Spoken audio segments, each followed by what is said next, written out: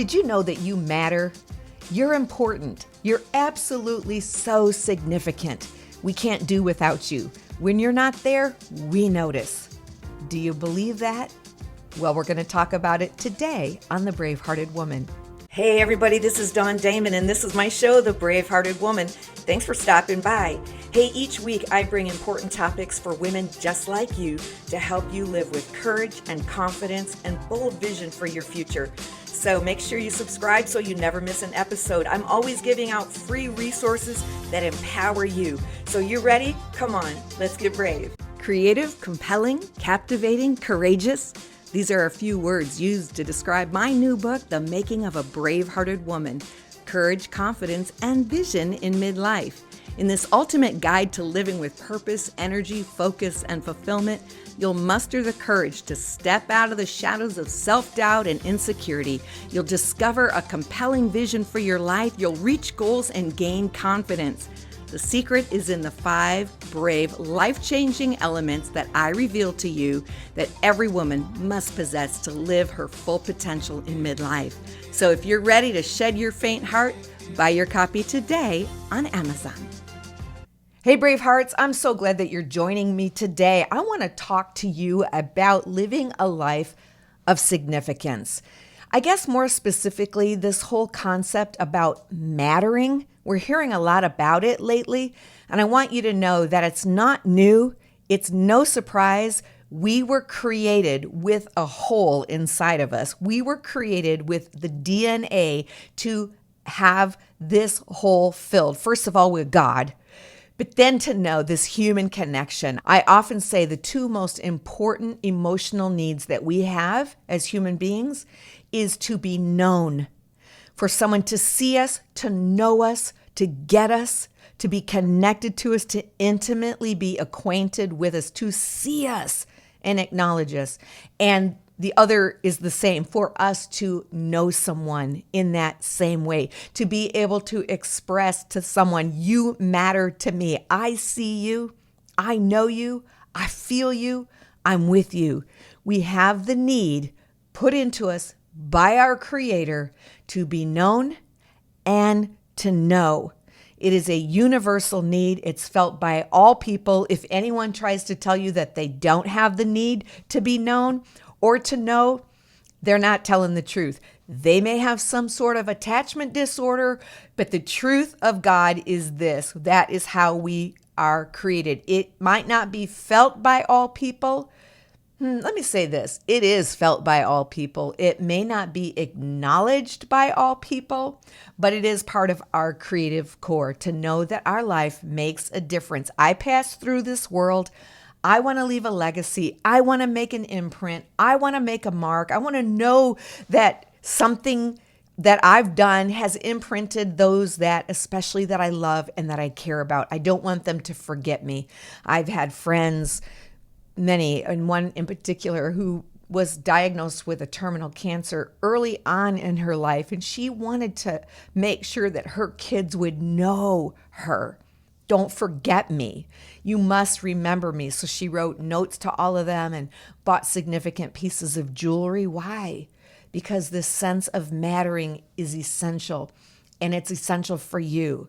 In fact, knowing that you matter is essential to human flourishing, because mattering involves awareness, importance, and reliance. People are aware of you, you're important to them, and they rely on you. It is our need to be needed, but not in an unhealthy way, but just to know that my presence is actually going to make a difference. This concept is in the Old Testament of the Bible, and we refer to it a lot as the blessing, but it is something that Father Isaac passed down. Do you remember the story? If not, look it up in Genesis, where Jacob and Esau are fighting and Jacob steals the birthright from his brother. And what that meant was when the father was dying, he laid his hands on Jacob, thinking that it was Esau, and he blessed him. And Esau cried out to the father. He said, "Bless me too, Dad. Bless me too. You've got one more blessing and you bless me, like this bitter cry out to the father saying, please, Give me your blessing. Please say that I matter to you. Well, people have to feel valued. They have to feel loved to experience this mattering. So we see that it is definitely in the Bible. With bitter tears, he cried out. Now, mattering involves two parts. It's a two-pronged definition. In order to feel the fullness of mattering, people must feel valued. And that means you feel heard and appreciated and cared for. And they must feel, secondly, like they add value. So it's not just enough that know that people love you and they appreciate you or they're caring for you, but I need to know that I'm adding value to you. That makes me feel capable and important and trusted.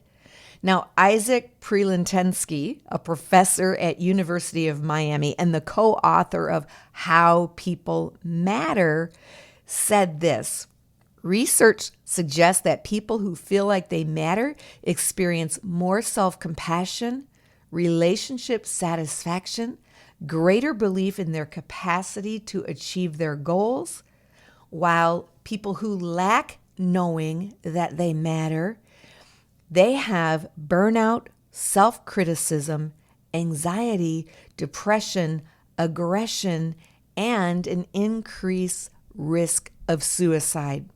And we know that's true, right? Sadly, many a school shooter is a kid who didn't think that he or she mattered.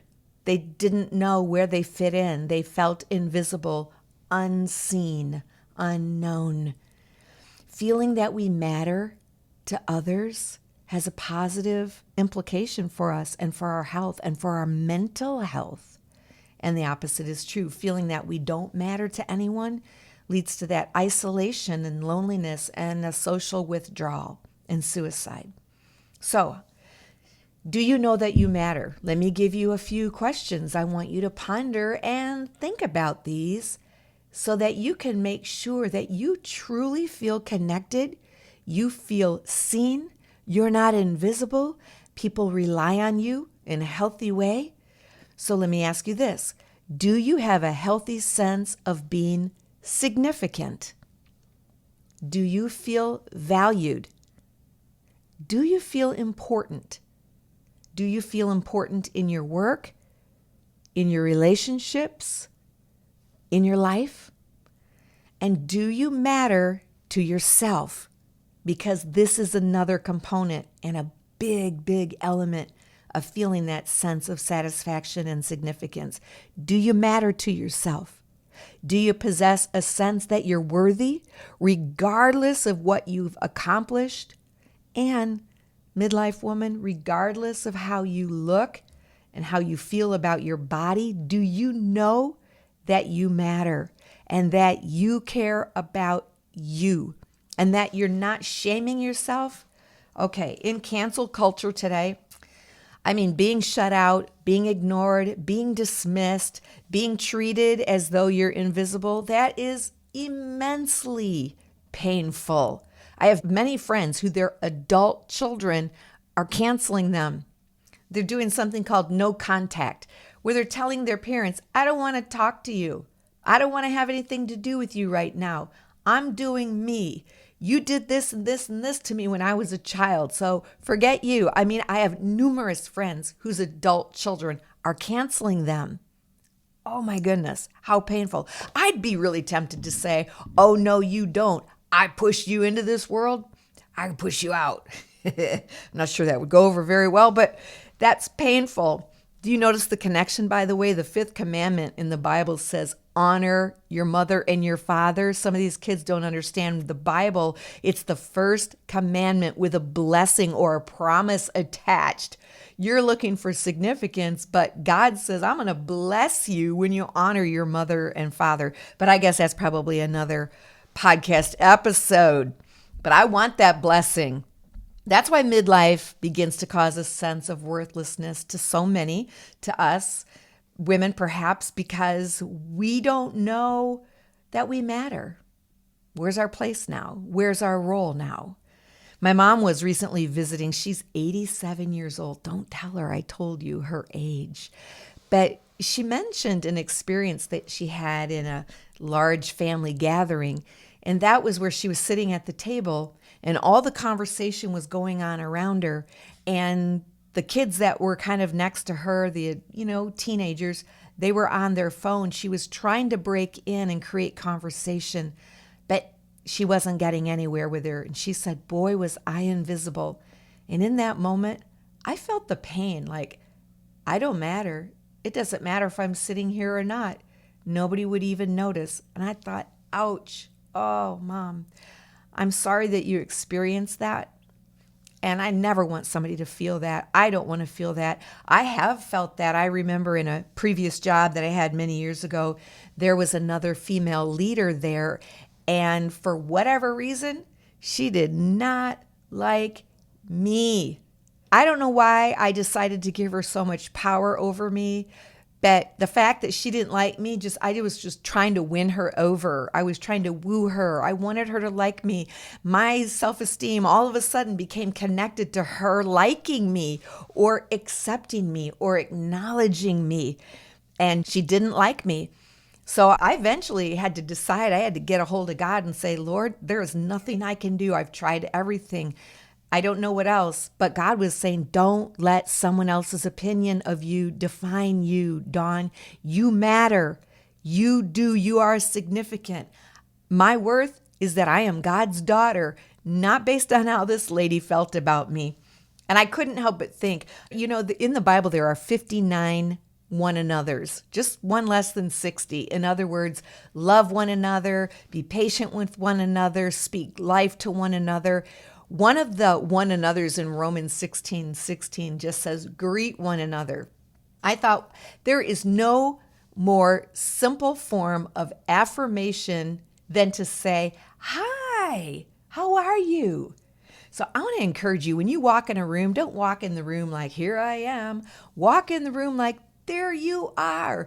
Greet people, smile, acknowledge them, give them eye contact. Nod your head, give a wink, but let someone else know that's in that room, "I see you. I acknowledge you. You are there and you matter."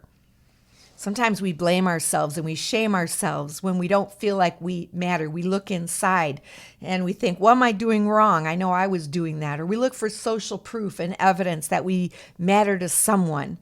Well, look to God, because He made you and you matter to Him. And look to the body of Christ, because if they're walking in love, you matter to them. You matter to us here at the BraveHeart community. You make a difference. Look to your friends and family who love you. Look to that child or that store clerk or that teacher. You change their day when you greet them and say thank you and offer a lot of times, we give an extra tip or we give something of special significance to someone and say, "Thank you for doing your job." You make a difference. But now remember the two-part equation. It's not just that you know that you belong, not just that you feel valued, but that you add value, because you can belong to a group. You can belong to a community. But if you don't know that you are adding value or they rely on you, or if we accept you and we love you, but we wouldn't really miss you if you were gone, then you actually still don't have the full component of mattering. So let me ask you this. Do you add value? Do you feel like you're a good partner? Are you a good spouse? Do you feel like you're a good friend? That you show that you care about the people in your life, that you would notice if they were missing?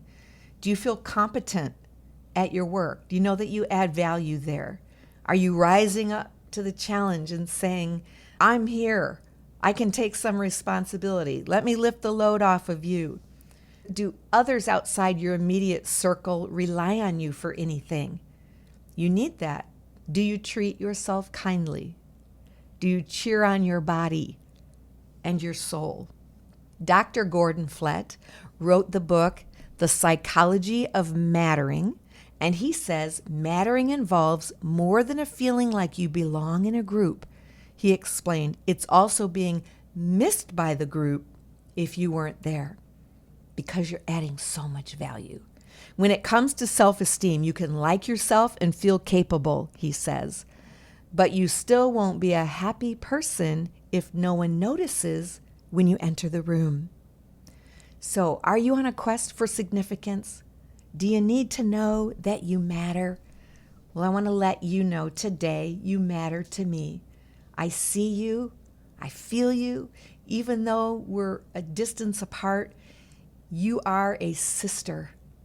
You are a soul that God created, and we're here to help. If you don't have a group, I invite you into mine.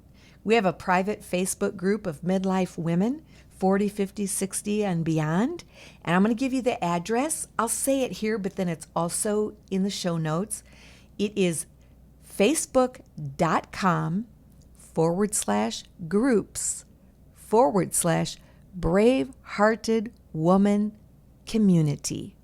Again, that's facebook.com/groups/BraveHearted Woman Community.